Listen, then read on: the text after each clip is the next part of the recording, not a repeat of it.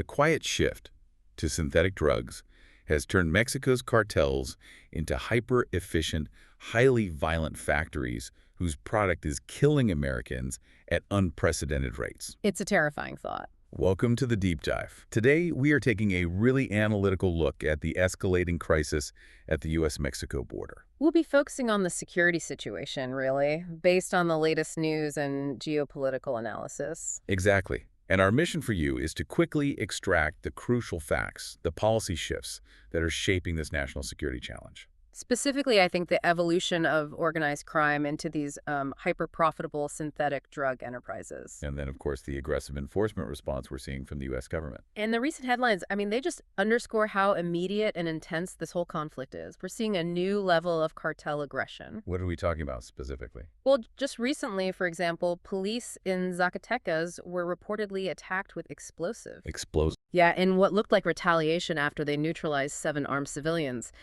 This isn't just a skirmish anymore. It's practically military-grade confrontation. It really feels like open warfare. Yeah. And you can see law enforcement is responding by targeting the leadership structure. They are. They recently recaptured Delta One, who was, a crucial third-in-command figure in the Jalisco New Generation Cartel, the CJNG. And what's really clear from all this is the utter lack of fear these figures have. U.S. authorities identified El Guacho, the son-in-law of El Mencho, as what? As the personification of this specific brand of cartel arrogance. So when these leaders feel untouchable, it just signals a total breakdown of state control in those regions. It's outright criminal warfare. It's not just drug distribution anymore. And to really get the gravity of the situation, you have to understand the policy context that's being applied now. That's a key point. The U.S. president signed an executive order declaring fentanyl a weapon of mass destruction. Yeah. A WMD. And that designation it's highly significant. It's not just some hyperbolic talking point. Right. So what does that actually mean in practice? It fundamentally changes the government's entire operational toolbox. When fentanyl is officially a WMD, it opens the door to using resources usually reserved for, major national security threats. Stricter sanctions, things like that. Stricter sanctions, greater use of counter-threat resources, and it just massively increases the urgency and the scope of the federal response. So it frames the whole crisis not as a law enforcement problem, but as an existential national security threat. Which it is. Okay, so let's unpack that. If that's the government's reaction, we really need to understand the root cause here. Mm-hmm. The violence we're seeing isn't random. It's being driven by the massive fragmentation of these criminal organizations. Right. And that chaos, ironically, was a direct result of decades of U.S. strategy. The Kingpin Strategy. Exactly. The idea was to target and eliminate cartel leaders. But it didn't dismantle the organizations, it just caused them to fracture into smaller but far more ruthless and specialized factions. And the data on that is just shocking. It really is. The number of criminal organizations involved in at least one death jumped from just 4 in 2007 to 25 in 2022. 4 to 25. That is a massive proliferation of these independent, hyper-violent groups all vying for territory. And that fragmentation didn't reduce violence, it did the opposite. It exploded the homicide rate. Absolutely. Organized crime-related homicides grew from around 8,000 to about 20,000 between 2015 and 2022. Every time a territory changes hands, the violence just spikes. But here's the paradox, right? If fragmentation created all these smaller groups, why are we still seeing 2 major powerhouses just dominate everything? That's the key question. Despite all that chaos, the Jalisco New Generation Cartel, the CJNG, and the Sinaloa Cartel still command the lion's share of the violence. I think I saw a stat on that. Their clashes alone accounted for a staggering 64% of all cartel conflict deaths between 2018 and 2022. So the core structures are still militarized, they're still centrally funded, even if they've shed some local gangs. Precisely. And speaking of militarized, their ability to wage this kind of war is directly tied to the flow of materials.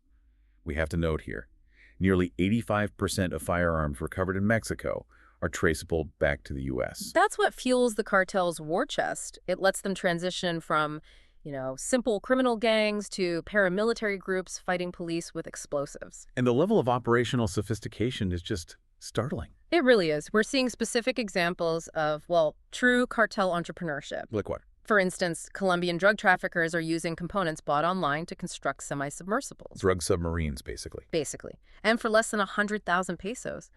It just shows a shocking level of investment and technical skill, all driven by these massive profit motives. And this is where it gets really important, that financial pivot.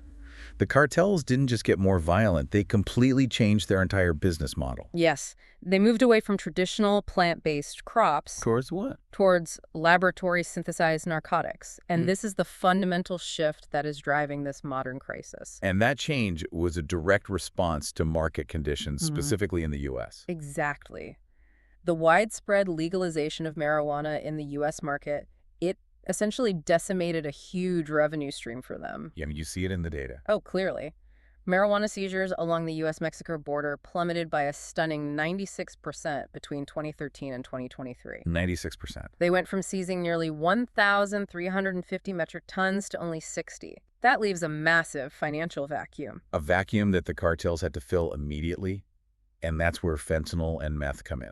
They offered the perfect solution. Fentanyl production is so lucrative because it requires no crops, no big land holdings, It's just cheap to produce. and incredibly potent, highly portable. It just easily crosses the border in pill form. And we can see the scale of this shift in the seizure data.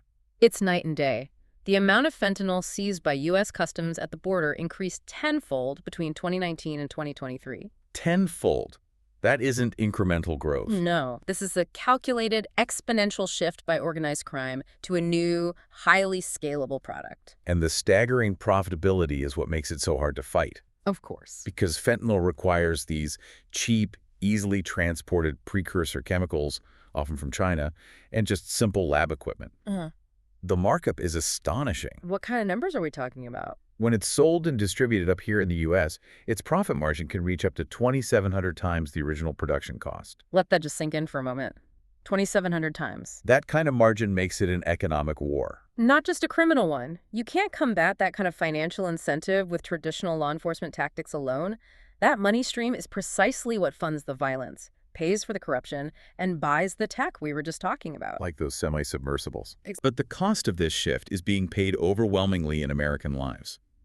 According to the health reports, fentanyl and similar opioids are reportedly linked to more deaths in Americans under 50 than any other single cause. More than car accidents, more than cancer. It's a national catastrophe, and it's tied directly to this border security failure. And while the U.S. feels the brunt of it, the consequences south of the border are also devastating. How so? Well, the cartels produce this stuff mainly for the U.S., but domestic consumption in Mexico is surging too. It's creating a whole secondary public health crisis there. So it's spilling back into their own population. Massively. The rate of people seeking treatment for amphetamine-type substances, including meth, increased by 400% between 2014 and 2022. And the supply-side numbers for meth are just as staggering.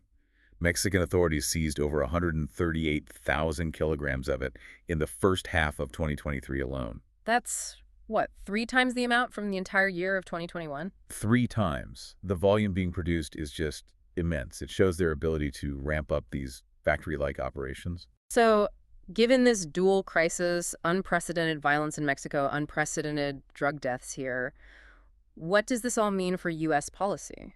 It means we're seeing a significant hardening of the border.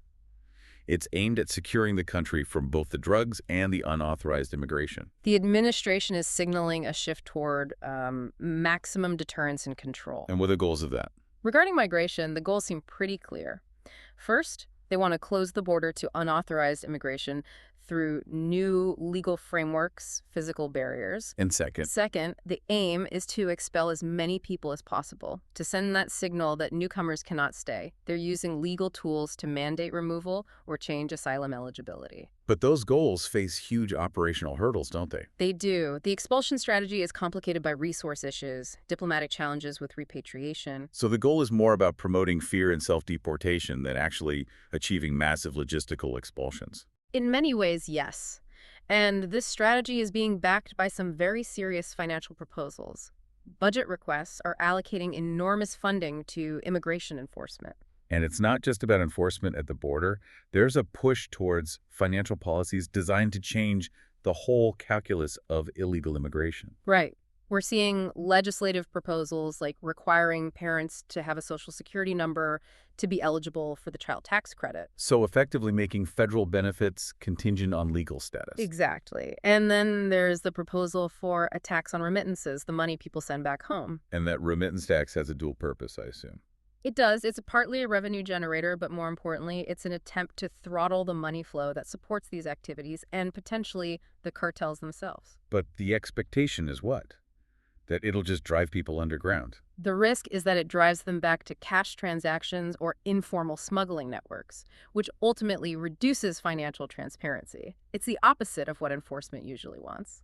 And this tightening of enforcement, it's happening at every level of government now. It's not just federal anymore. We see federal policies being complemented with state and local legislation as well, a whole of government approach. And going back to that WMD designation for a second, one of the most serious policy implications we touched on is the push to designate cartels as foreign terrorist organizations, FTOs. That is a massive legal step, especially for American business. So explain that. How does that actually impact a typical American company, say a manufacturer or a bank? Well, the FTO designation is critical because it criminalizes providing material support to that organization. Material support. Anything.